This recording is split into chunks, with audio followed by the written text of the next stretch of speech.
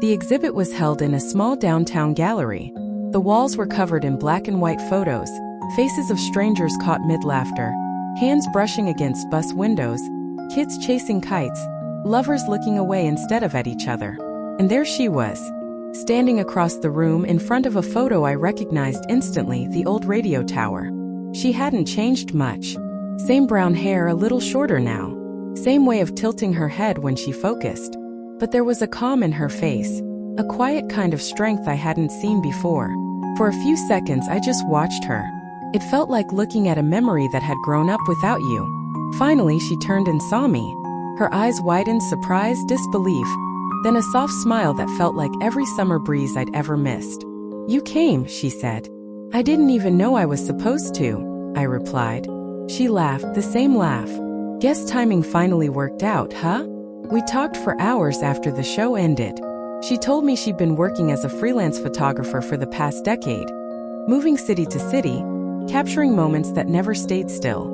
"I never wanted to settle," she said, sipping her coffee. Then I realized, maybe I was just scared to stay.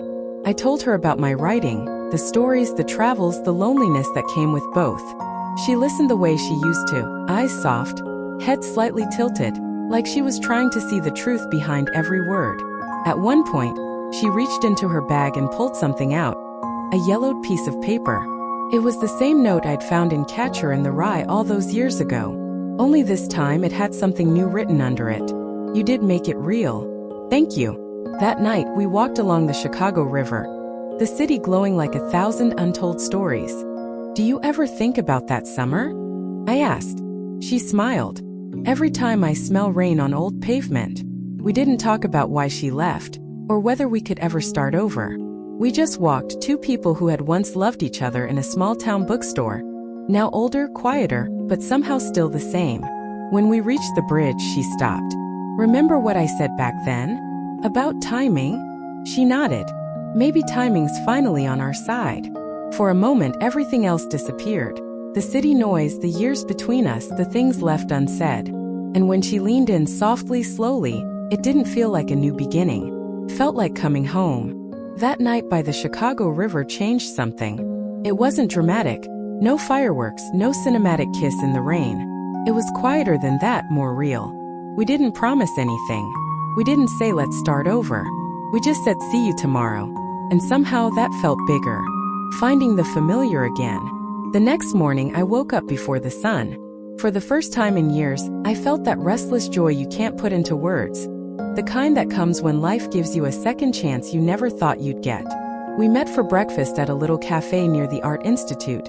A corner table, sunlight spilling across her face, her hands wrapped around a mug of black coffee. "You look like you didn't sleep," she teased. Maybe I was afraid I'd wake up and it'd all be gone. She smiled. "It's not gone. Not this time." There was something so easy about being around her. Even after all those years, the rhythm returned like a song we both somehow still knew the lyrics to. She told me she'd moved to Chicago a year ago, that she'd finally decided to stop running. "I wanted to know what staying feels like," she said. And then after a pause, "Maybe that's what love really is, deciding to stay when it's easier to leave." I wanted to tell her that I'd been waiting for her to stay for half my life. But I didn't. Instead, I just nodded and said, "Then I'm glad you did, too." A life between deadlines and dreams. The next few weeks felt like catching up on all the years we missed. She'd show me her photos. I'd read her the stories I never published. We'd walk through old neighborhoods, talk about the music we used to love, John Mayer, Coldplay, Dashboard. Funny how those same songs sounded different now. Back then they were about heartbreak. Now they were about survival. Sometimes we'd sit on her apartment balcony, watching the city lights flicker. She'd lean on my shoulder and whisper, "Can you believe it's been 15 years? I'd say, "Feels like yesterday and forever ago at the same time." It was everything simple, imperfect, beautiful. But real life has a way of creeping in when you least expect it. I had an offer from New York, a senior writing position at a national magazine. She had an exhibition coming up in San Francisco. 2 dreams, 2 coasts, 1 chance at something that already felt fragile. The talk we both feared. It was a Thursday night when the conversation finally happened. The air was heavy, not from the weather, but from what we weren't saying.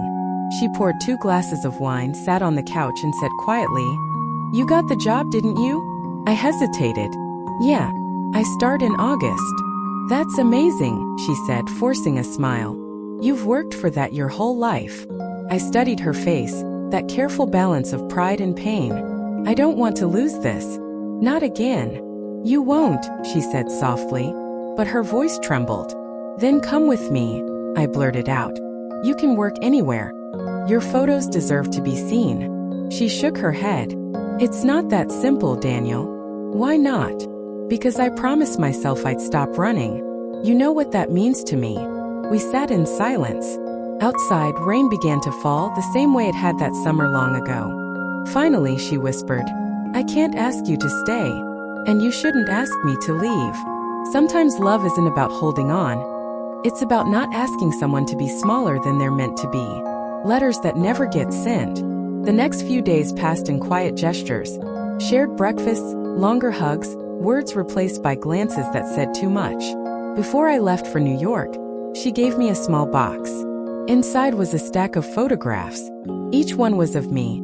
Candid moments from our weeks together. Laughing at a cafe, reading drafts at her studio, standing under the city lights. "Consider this my side of the story," she said. I wanted to say, "Don't let this be the end." But instead I said what she needed to hear. "I'll write you." She smiled faintly. "You always do." New York. New York was everything I dreamed of. Chaotic, alive, merciless. Days blurred into deadlines. My name started showing up in bylines that people actually read. And yet, every success felt half-finished, like applause in an empty theater. At night, I'd walk by the Hudson, camera flashes reflecting off the water, and I'd think of her. How she saw beauty in stillness while I kept chasing stories that never stopped moving. We texted at first, short messages, photos, little updates. Then less often. Then not at all. But some silences aren't empty. They're just too full to carry words. The photograph. A year later, I was sitting in my office when a magazine envelope arrived. Inside was a glossy print from a photography exhibit titled, "The Distance Between Almost and Always." The artist, Emily Turner. And the photo, it was us.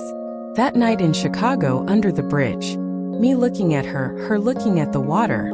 It wasn't posed, it wasn't perfect, it was real. Underneath, the caption read, "Sometimes the greatest love stories don't end. They just keep living in the spaces between." I stared at that photo for a long time, and for the first time I didn't feel sad. I felt grateful, because some people don't stay in your life to complete it. They come to remind you what it means to feel alive in it. The letter. Months later, I mailed her something. No address, just the gallery's name. Inside, a letter. "Dear, you were right. Timing matters. But maybe what matters more is that we found each other at all. You taught me that love doesn't always mean forever. Sometimes it just means thank you. If we ever meet again, I hope it's not by accident. I hope it's because we both chose to." Some nights when I walk through the city, I still look for her in reflections.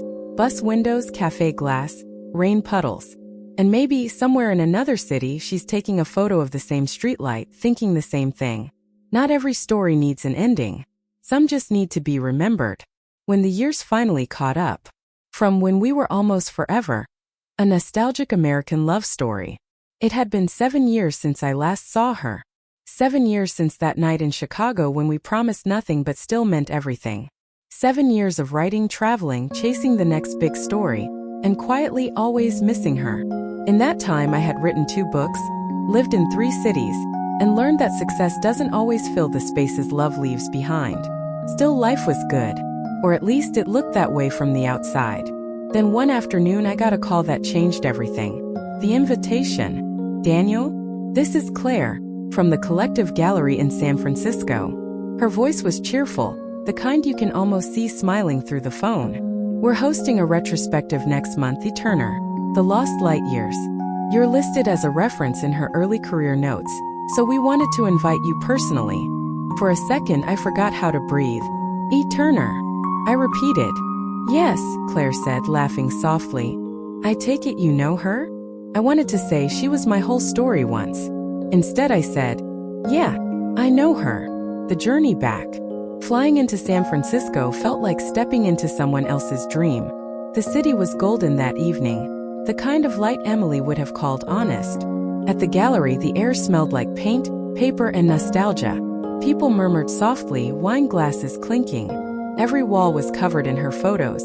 Faces of strangers, fleeting moments, and the quiet beauty of things most people overlook. Then I saw it. A small section labeled Personal Works, 2003 to 2012. My heart stopped. There, framed on the wall, was that old Polaroid me behind the counter of the bookstore staring out the window. Below it, a caption. The first person who ever saw me before I knew how to be seen. Turner. I stood frozen. The room seemed to fade around me. And then I heard a voice behind me. You still look like you're searching for a sentence. I turned. She was standing there a few feet away, her hair tucked behind one ear, a soft smile on her face. Older, yes, but in the best way. There was calm in her now. Grace.